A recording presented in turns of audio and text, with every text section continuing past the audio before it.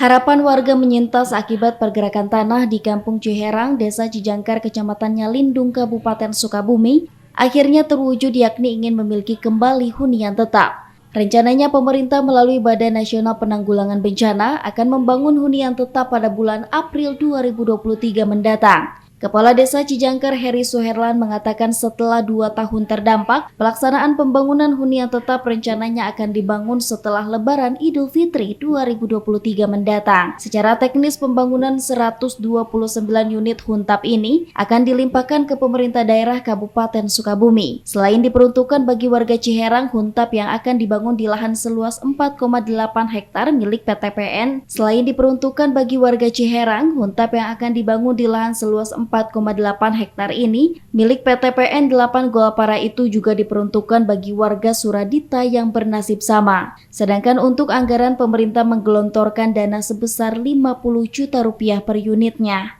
Sementara lahan sawah milik warga tidak bisa digunakan lantaran kondisi tanahnya tidak bisa digarap serta membahayakan bagi petani.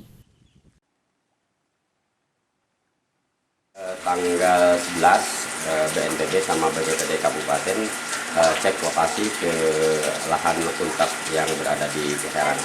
Hasilnya alhamdulillah secara berita dari BPPD memuaskan.